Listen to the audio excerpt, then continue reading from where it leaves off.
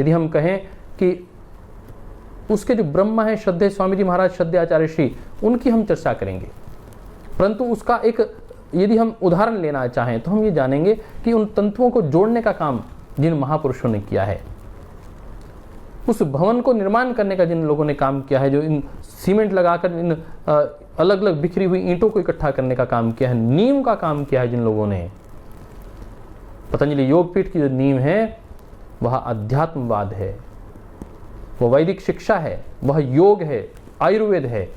इन 4 नींवों को भरने में ज्ञान योग, भक्ति योग, कर्म योग और उद्योग का विशेष बल लगा है, तब जाके यह बड़ा भवन का निर्माण हुआ है। मैं ले चलता हूं आपको इतिहास के झरोखों में। और एक जब विराट लक्ष्य की बात आती है, तो एक संगठन की जब बात आती है, तो मेरा ध्यान सहसा आकृष्ट होता है रामायण पर। भगवान राम के जीवन काल में 14 वर्ष का वनवास मिलता है। पिता का आज्ञा का पालन करते हुए भगवान राम वन वन भटक रहे हैं, और एक तरफ एक राजा जो क्रूर हो चुका है, जो निरंकुश हो चुका है, अधिनायकवाद का जो परिचायक बन चुका है, वह निरंकुश राजा अधिनायकवाद का जो पर्यायवाची बन चुका है, अहंकार का जो पर्यायवाची बन चुका है, और जिसे कहते हैं कि वह भ्रष्ट आचरण की बेल को निरंतर सींचने का काम कर रहा है, वह भारत की संस्कृति पर आक्रमण करता है, भारत के चरित्र पर आक्रमण करता है, भारत के शील को खंडित करने का प्रयास करता है, भारत की जो लक्ष्मी है उसे उठाकर समुद्र पार ले जाता है। रानी सीता को, महातपस्वी सीता को रावण उठाकर लंका ले जाता है, समुद्र पार ले जाता है। इस ऐसे वातावरण में एक विराट लक्ष्य लेकर भगवान राम वानरों को साथ लेते हैं, सुग्रीव की मदद लेते हैं, हनुमान की मदद लेते हैं, और एक सेना को तैयार करते हैं जिसमें रीछ भी हैं, जिसमें पक्षीराज गिद्ध भी हैं, गरुड़ भी हैं। वह सब मिलकर समुद्र जैसे एक इतने विशालकाय जल राशि पर पुल बांध देते हैं। आज तक वह पुल नासा बता रहा है कि वह दृष्टिगोचर हो रहा है, सैटेलाइट के माध्यम से वह देखा जा सकता है। अर्थात वो कोई कपोल कल्पित बात नहीं थी, वह वास्तविकता है कि इतना बड़ा पुरुषार्थ यदि सब लोग मिल जाएं, एक विराट नेतृत्व, एक प्रबल नेतृत्व यदि हो और विराट लक्ष्य हो। विराट लक्ष्य था भारत की अस्मिता की रक्षा करना, भारत की संस्कृति की रक्षा करना, भारत की खोई हुई जो लक्ष्मी थी उसे विदेश से वापस लाना, विदेश पर आक्रमण करके विदेश को जीतना नहीं, अपनी अस्मिता की रक्षा करना। इस भाव को लेकर जब भगवान राम ने वहां पुल बांधा तो समुद्र को भी रास्ता देना पड़ा। बाधाएं कब बांध सकी हैं आगे बढ़ने वालों को? जब संगठन मिलकर चलना शुरू करता है तो सागर भी रास्ता दे देते हैं। फिर बाधाएं मार्ग में अवरोध नहीं पैदा करती हैं, अवरोध दूर हट जाया करते हैं। नदी की जब धारा चलती है तो बड़ी बड़ी चट्टानें उसके सामने, उसकी ठोकर के सामने जो खड़ी होती हैं वह टूट कर बिखर जाया करती हैं। ऐसा ही संगठन का स्वभाव रहता है। संगठन जब खड़ा होता है, चलता है, आगे बढ़ता है तो बाधाएं उसके सामने टिक नहीं पाती। संगठन में इतनी बड़ी शक्ति होती है। और दूसरा यदि हम उदाहरण देखने का प्रयास करें तो वह उदाहरण हम देखते हैं योगेश्वर भगवान कृष्ण का। योगेश्वर भगवान कृष्ण, एक उदाहरण हम पहले भी दे चुके हैं कि इंद्र देवता उनसे अप्रसन्न हुए। आप सबको पता है कि उन्होंने गोकुल में बहुत अति वृष्टि कर दी और उस वृष्टि के लिए भगवान कृष्ण ने कहा कि सब लोग अपनी लकुटी लगाएं और गोवर्धन उठाएं। और कहा जाता है कि गोवर्धन के नीचे सारे पशु, सारे वहाँ की मानव जाति, उसकी रक्षा हुई। इसकी बात करते हैं, और परंतु एक बात और साथ में करते हैं कि वहां पर भी एक क्रूर राजा था, एक निरंकुश राजा था, एक चरित्रहीन राजा था, एक पथभ्रष्ट राजा था, जिसने अपनी सगी बहन के ऊपर कुकर्म करने, कष्ट देने, पीड़ा देने का काम किया। पूरी जनता को सताने का काम किया, अत्याचार का कार्य आरंभ कर दिया। उस अनाचारी अत्याचारी को मारने के लिए, उस सत्ता को समाप्त करने के लिए योगेश्वर भगवान कृष्ण को वहां के साधारण गवालों का साथ देना पड़ा, साधारण व्यक्ति के अंदर वह उत्साह भरना पड़ा और उनको साथ लेकर उन्होंने कंस को परास्त कर दिया। मैंने ये दो बड़े उदाहरण इसलिए दिए कि संगठन में मैंने कहा एक विराट विचार की आवश्यकता होती है, एक प्रबल नेतृत्व की आवश्यकता होती है और तीसरा कार्यकर्ताओं की आवश्यकता होती है जो उसकी संगठन की रीढ़ होते हैं। परंतु उन साधारण से दिखने वाले मानव जो अपने आप अपनी रक्षा नहीं कर सकते, परंतु जब संगठन में जुड़ते हैं, जब उनको प्रबल नेतृत्व तैयार करता है, उनके अंदर जो मानसिक विचारधारा तैयार करता है, उसी विचारधारा को चलते हुए लेकर चलते हुए जब उनके अंदर वह आत्मविश्वास पैदा होता है, वह ईश्वर भक्त हो जाते हैं, गुरु भक्त हो जाते हैं, तो एक अद्भुत आत्मविश्वास उनके अंदर पैदा होता है। फिर वो कालजयी बन जाते हैं, फिर वो काल को भी निकलने को तैयार हो जाते हैं।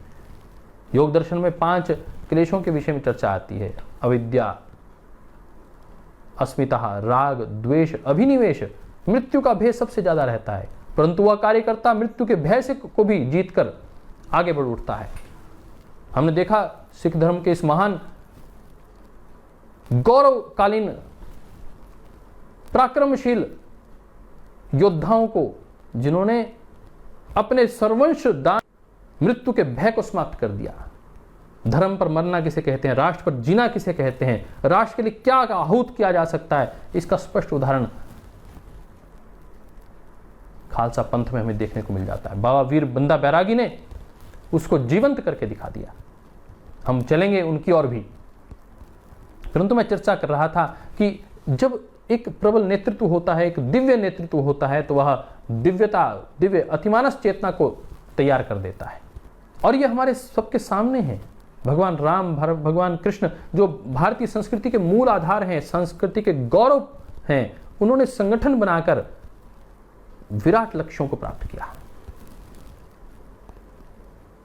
दोस्तों, आज हम यदि बात करें तो ये बात यद्यपि बहुत बड़ी लगती है, परंतु बाबा बंदा सिंह बहादुर 1670 से 1716 तक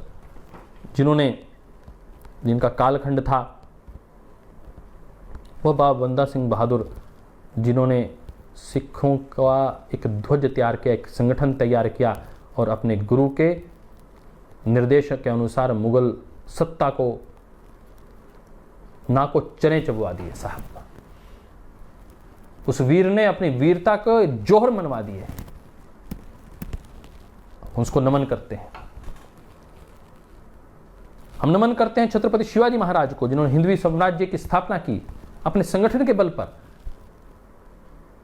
अपने मवाले साधारण कार्यकर्ताओं को लेकर। उनके अंदर उत्साह, जज्बा, राष्ट्र भक्ति, राष्ट्र की चेतना को कूट कूट कर भर दिया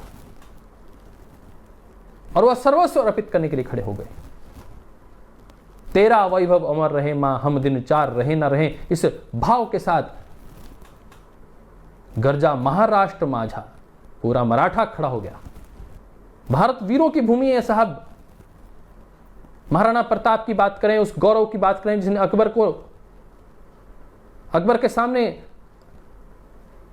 लाख विपत्ति आने पर गर्दन नीचे नहीं की, अपने स्वाभिमान की रक्षा की, भारत के स्वाभिमान की रक्षा की, और वो युद्ध लड़ा कि आज तक रेगिस्तान की मिट्टी भी उस लहू के रंग से रंजित दिखाई देती है। उस हल्दी घाटी को प्रणाम करता हूं, उस वीर जौहर को प्रणाम करता हूं। यदि हम बात करें संगठन के अन्य प्राय लोगों की, तो राजनीतिक संगठन, सामाजिक संगठन की अवधारणा आपके सामने बहुत स्पष्ट आ जाएगी, परंतु भक्ति के माध्यम से भी संगठन बहुत गहरा खड़ा हुआ। वह भारत जो टूट चुका था, खिन्न भिन्न हो चुका था, आध्यात्मिक दृष्टिकोण से, सामाजिक दृष्टिकोण से, राजनीतिक दृष्टिकोण से, उस भारत को चेतना का स्वर दिया गुरु नानक देव जी ने, कबीरदास जी ने, शंकराचार्य जी ने, महात्मा बुद्ध ने, महावीर ने, संत ज्ञानेश्वर ने भारत की अध्यात्म सत्ता को जागृत करके रख दिया।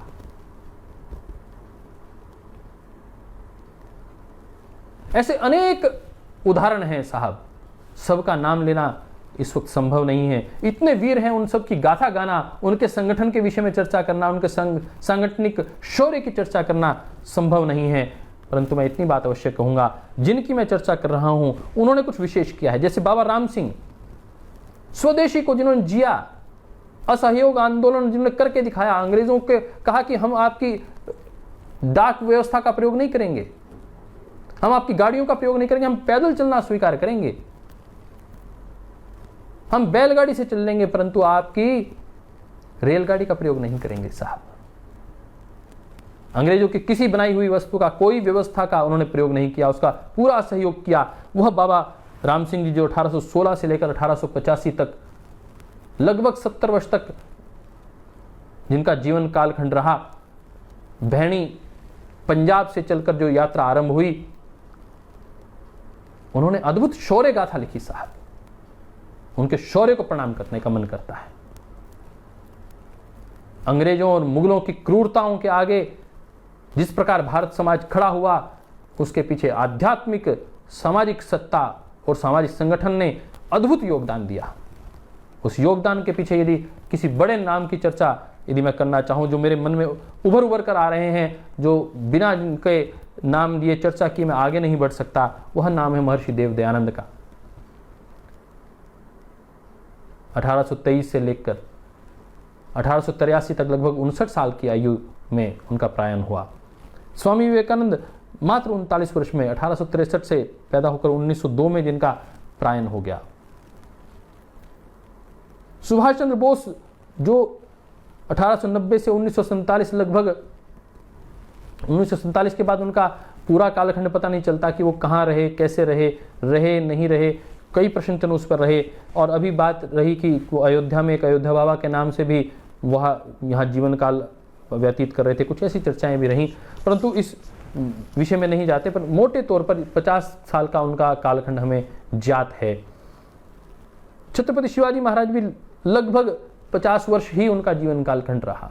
इतनी अल्प आयु में, 39 से 50 वर्ष की आयु में, 60 वर्ष की आयु में इन सब महापुरुषों ने जो अपनी चर्चा कार्य किया, वह संगठन के बल पर अद्भुत कार्य किया साहब। परंतु मैं इस बात को बहुत गंभीरतापूर्वक साझा करना चाहता हूं कि इन्होंने जो संगठन की चर्चा की है, संगठन का निर्माण किया, उसमें इन्होंने अपनी दिव्य जीवन की आहुति दी है। एक एक पल को इसमें खपाया है, एक एक प्राण को इसमें खपाया है। वर्तमान कालखंड में हम बात करें तो केशव बलिराम हेडगेवार जी, जिन्होंने संघ की स्थापना की, आरएसएस की स्थापना की, महात्मा गांधी जी, जयप्रकाश नारायण, इनकी चर्चा किए बिना हम आगे नहीं बढ़ सकते। मैं यदि बात करूं तो 1875 से 1885 के कालखंड में सामाजिक राष्ट्रीय जागरण होना शुरू हुआ कि भारत जो लगातार चली आ रही गुलामी से पीड़ित हो चुका था, खंडित हो चुका था, टूट चुका था, बिलख रहा था, चाह रहा था कि अब हमें गुलाम नहीं रहना, और उसके लिए धीरे धीरे से कहीं ना कहीं लोगों का इकट्ठा होना शुरू हुआ, एक विचारधारा पनपी कि हमें एकत्रित होना है, और 3 बड़े संगठन खड़े हुए। 1875 में आर्य समाज, 1885 तक संघ और कांग्रेस। तो यदि हम बात करें तो वैचारिक आध्यात्मिक आंदोलन यदि बात करें तो आर्य समाज सामाजिक आंदोलन के रूप में, संघ और राजनीतिक आंदोलन के रूप में कांग्रेस ने एक बड़ी भूमिका अदा की भारत के नवनिर्माण की इस भूमिका में। परंतु किस कालखंड में से यह यात्रा आगे निकली? इस यात्रा में यदि हम बात करें, हम पतंजलि की बात करें, श्रद्धेय स्वामी जी महाराज की बात करें, श्रद्धेय आचार्य श्री की बात करें, तो वह काल आपको ध्यान में आएगा कि श्रद्धेय स्वामी जी महाराज हरिद्वार पहुंच रहे हैं, गंगोत्री जा रहे हैं, गुफाओं में तपस्या कर रहे हैं। आखिर ऐसा क्या वातावरण था, ऐसी क्या घटना हो गई थी कि श्रद्धेय स्वामी जी महाराज के मन में एक मानस बना कि मुझे भी किसी एक बड़े लक्ष्य की ओर निकलना है? क्या लक्ष्य था, क्या भाव था उसके पीछे? आइए उसे जानने का प्रयास करते हैं और इस बात को गहनता से इसको समझा होगा। एक अविश्वास के बीच में एक जो विश्वास की किरण नजर आई थी, वह किरण थी जयप्रकाश नारायण। राजसत्ता से समाज अध्यात्म पर एक गहरा प्रभाव पड़ता है साहब। भारत में एक ऐसा कालखंड आया कि लोगों का विश्वास अपने राजनेताओं पर ऐसा था कि वह ईश्वर के स्वरूप उसे माना करते थे, और यहीं से कहीं ना कहीं जब राजसत्ता का आचरण भ्रष्ट हुआ तो क्या हुआ, इसका आपके सामने प्रमाण है। जयप्रकाश नारायण पर सब लोगों ने विचार किया, मंथन किया कि इस व्यक्ति को कुछ नहीं चाहिए। इसके पीछे पूरे युवा साथी भी लग गए, पूरा समाज भी लग गया और जेपी ने उसका नेतृत्व किया। सत्ता का परिवर्तन हुआ, कांग्रेस का वंशवाद खत्म हुआ, एक नई पीढ़ी खड़ी हुई, एक आशावाद सामने आया। परंतु जेपी का सपना टूट गया, धरा का धरा रह गया। 1977 में जो परिवर्तन हुआ वह टूटते हुए, लड़खड़ाते हुए, बैसाखियां उसकी टूटती रहीं, गिरती रहीं। 1980 के साथ साथ आते हुए बिल्कुल खंडित की स्थिति में आ गई। वो समाजवाद का नारा, सबके उत्थान का नारा, वो सोशलिज्म का नारा, वो खंडित हो गया।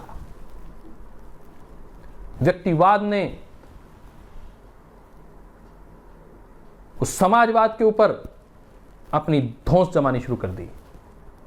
जो नेता एक बार गद्दी पर आके बैठ जाता, वो चाहता कि सारी जिंदगी वह उस गद्दी पर बैठा रहे। राजनेता जनता की नजर में ऊंचे उठे थे, परंतु उसके बाद ऐसे गिरे कि पूरा विश्वास खंडित हो गया। युवा पूरे अविश्वास से भर गए, उन्हें कोई नेतृत्व दिखाई नहीं देता था। चहुं ओर काली घटाएं थीं, अविश्वास का भाव था। और वह चलते चलते 1990 से लेकर 1995 तक जब चंद्रशेखर की सरकार बनी, देश का सोना गिरवी रखा गया, देश की अस्मिता को गिरवी रखा गया। नरसिम्हा राव के आने तक सांसदों की खरीद फरोख्त वो बड़ा एक विषय बनकर उभरा। संसद जो हमारी लोकतंत्र का गरिमा स्थल था, हमारा लोकतंत्र का मंदिर था, वहां भौतिकवाद ने अपना साम्राज्य पसार लिया था, वहां अधिनायकवाद ने अपना साम्राज्य बना लिया था। व्यक्तिवाद और चाटुकारिता पूरी की पूरी राजसत्ता पर हावी हो गई थी। अधिनायकवाद पर भ्रष्टाचार लगातार बढ़ रहा था। हम बात करें भारत के इस वातावरण में जहां चहुं ओर काली गहरी घटाएं दिख रही थीं, संगठन को कभी पनपने ही नहीं देता यह व्यक्तिवाद, ये वंशवाद संगठन की जड़ों को हिला कर रख देता है। वो कांग्रेस जो सेवा के बल पर आगे बढ़ी थी, व्यक्तिवाद और वंशवाद के चलते हुए पूर्णतः धाराशायी हो चुकी थी। परंतु जिसने उसको संभालना था वो वर्ग तैयार नहीं था। लालू, मुलायम सिंह यादव, चंद्रशेखर आजाद जैसे गंभीर नेता उस पूरी सत्ता में से निकले। जयप्रकाश नारायण के कालखंड के लोग उस तपस्या करके उसमें से निकले थे, जेपी के इस आंदोलन से। नीतीश जी के जैसे कार्यकर्ता इसमें से निकले, परंतु बड़ा परिवर्तन घटित ना होते हुए देखकर पूरे समाज में अविश्वास और निराशा का भाव छा गया।